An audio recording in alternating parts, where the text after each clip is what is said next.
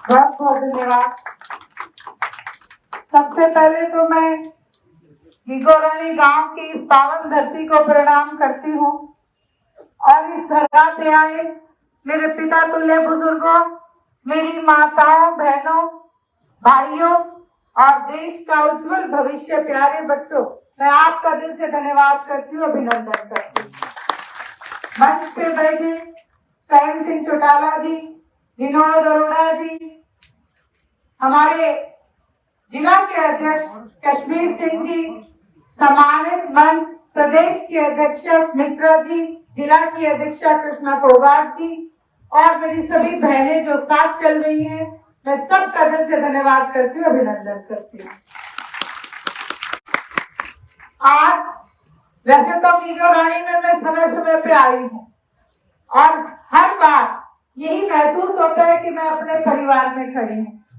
आप ही के पड़ोस में नाथुसरी कला में मेरा ननिहाल भी है, तो गिगोरानी से बचपन से एक रिश्ता है, नाता है। आज परिवर्तन यात्रा को लेके अभय सिंह जी चौटाला जब यहाँ पे आए हैं, फिर से सौभाग्य मिला है गिगोरानी में आने का। और जैसा कि आप सबको पता है, आज हरियाणा प्रदेश में परिस्थितियां क्या है, हर वर्ग धरने पे बैठा है। अभी 2 दिन पहले किसान भाइयों पे फिर से लाठीचार्ज हुआ है। पिछले साल हमने 13 महीने तक किसान आंदोलन से 2-2 हाथ किए और 13 महीने तक किसान बारिश में, गर्मी में, सर्दी में, मौसम की परवाह किए बगैर, अपने घर की परवाह किए बगैर जब आंदोलन कर रहा था, तो कभी वो विधानसभा की तरफ देख रहा था, कभी लोकसभा की तरफ देख रहा था कि कौन ऐसा नेता हो जो उठ के आदरणीय चौधरी देवीलाल जी की तरह ये कहे कि मैं किसान पहले हूं और नेता बाद में हूं। ऐसे में मैं तो यही कहती हूँ कि इलाहाबाद को गर्व होना चाहिए, न केवल हिंदुस्तान बल्कि दुनिया इस आंदोलन को देख रही थी। ऐसे में आपके अपने आदरणीय अभय सिंह जी चौटाला ने किसानी के पक्ष में जो इस्तीफा दिया, तो इलाहाबाद का नाम पूरी दुनिया में मशहूर हुआ कि इलाहाबाद के विधायक ने किसानी के पक्ष में इस्तीफा दिया है। 5000 MLA MP है हिंदुस्तान में, लेकिन एक MLA इलाहाबाद के ऐसे, इसीलिए उनको लोग अब शेर कहते हैं, जिन्होंने इस्तीफा देके न केवल किसान का बल्कि हर वर्ग का, मजदूर का मान बढ़ाने का काम किया, इलाहाबाद का मान बढ़ाने का काम किया। और इस्तीफा देने के बाद जब पुनः आप लोगों ने आदेश दिया कि आप यहीं से चुनाव लड़ें, तो अभय सिंह जी चौटाला जब चुनाव लड़ रहे थे, तब आप सबने देखा हर पार्टी, यहां तक कि कांग्रेस जो आज विपक्ष की भूमिका में है, कांग्रेस के नेता भूपेंद्र सिंह जी हुड्डा भी बीजेपी के साथ मंच पे आ गए थे और उन्होंने मंच से ये कहा कि कांडा तो मेरा मित्र है। यानी सभी मिलकर चुनाव लड़ रहे थे और अभय सिंह जी चौटाला एक तरफ थे। लेकिन कहते हैं ना, जनता जनार्दन और जनार्दन नाम भगवान का, ये जनता, ये भगवान अभय सिंह जी चौटाला ने इलाहाबाद की जनता ने, फिर इलाहाबाद के किसान ने, कमेरे ने, मजदूर ने, महिलाओं ने, बुजुर्गों ने, युवाओं ने फिर से अभय सिंह जी चौटाला के लिए कमर कसी और उन्हें 9000 और ज्यादा वोट देके पूरी दुनिया में ये बता दिया कि किसान की ताकत क्या होती है। और जब इस ताकत का पता, इस ताकत की गूंज प्रधानमंत्री नरेंद्र मोदी जी के कानों में गई, तो उन्हें एकाएक अपनी गलती का एहसास हो गया और उन्होंने ये कहा कि मुझसे गलती होगी, 3 काले कानून हमारी गलती थी। ये ऐसे ही नहीं माने थे, इन्होंने बॉर्डर के ऊपर कील भी उखड़वाने का काम किया था। अंग्रेजों से भी क्रूर शासक है ये, लेकिन मैंने वही बात कही कि जनता जनार्दन और राम भगवान का इनके आगे इनको झुकना पड़ा और अपने काले कानून वापस लेने पड़े। मेरा ये बात कहने का मकसद केवल एक ही है कि आप अपनी ताकत को पहचानें। लोकतंत्र में सबसे बड़ी ताकत आपके पास वोट की ताकत है। इस ताकत से बड़ी कोई ताकत नहीं है।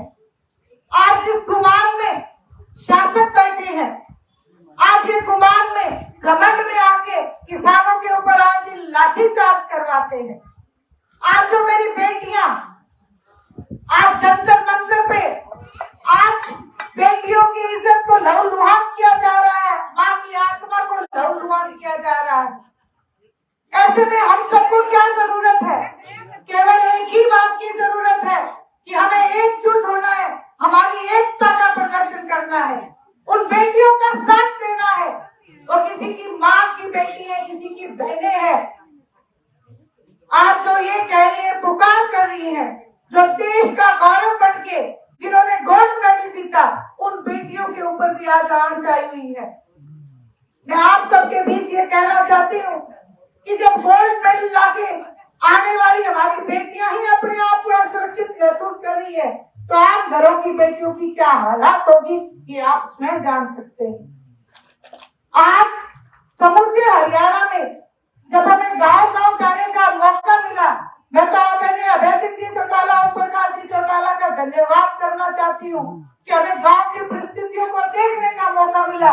चौटाला साहब ने जिस दिन यात्रा शुरू की श्रृंगार से, उन्होंने एक ही आदेश किए कि सारे के सारे जितने भी यात्रा में हों, हर वर्ग की गांव-गांव की समस्याओं का जानने का आपको मौका मिला है, वहां जाके समस्याओं को समझो और जानो।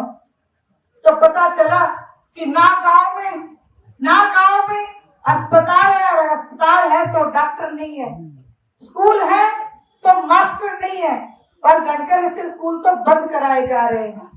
आज जो देश के हालात है, प्रदेश के हालात है, ऐसे में हमें एक बहुत मजबूत नेतृत्व की जरूरत है।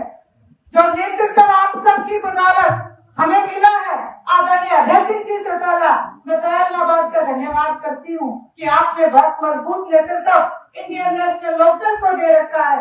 अब मैं आपसे एक गुजारिश, एक प्रार्थना करना चाहूंगी कि आप पूरे हरियाणा प्रदेश में एक अपनी जिम्मेवारी समझ के अब एक जन हर जगह हरियाणा प्रदेश में जाके इस बात को बताएं कि यदि हरियाणा का विकास हो सकता है, यदि हरियाणा प्रदेश को बचाना है इस भारतीय जनता पार्टी और इस जेजेपी के चुंगल से, तो अभय सिंह जी चौटाला को सत्ता में लाना पड़ेगा।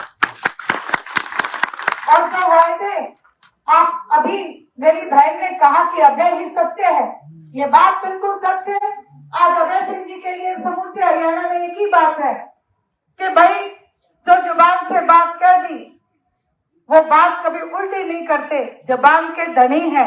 तो आप लोगों के पास तो सबसे बड़ी ताकत है ये कि हम जो बात आप लोगों को कहते जाएंगे, अभय सिंह जी चौटाला जो बात कहेंगे वो सच होगी और सारे वायदे पूरे किए जाएंगे। ये कोई नरेंद्र मोदी जी की तरह झूठे वायदे नहीं, कभी 15 लाख का झांसा दे दिया, कभी कह दिया काला धन लेके आऊंगा, और काले धन की ओर में मेरी ये जो माताएं बहने बैठी हैं, जो जितनी पास इकट्ठी जितनी पूंजी थी सारी निकलवा ली। इनके मन में बहुत बड़ी टीस है, और सबसे बड़ी टीस है सिलेंडर को लेके, जो हमें ठगा दिया कि मुफ्त में सिलेंडर दूंगा। इन तमाम बातों से हम एक ही चीज से छुटकारा पा सकते हैं, आदरणीय अभय सिंह जी चौटाला। आप सब लोगों ने मुझे सुना, मुझे यहाँ मंच पे बोलने का मौका दिया, मैं आपका दिल से धन्यवाद करती हूँ। और आप सबसे यही प्रार्थना करूंगी कि हमें अपनी जिम्मेवारी समझ के समूचे हरियाणा में अभय सिंह जी चौटाला के पीठ के पीछे खड़े हो जाना है और उन्हें मजबूती देनी है।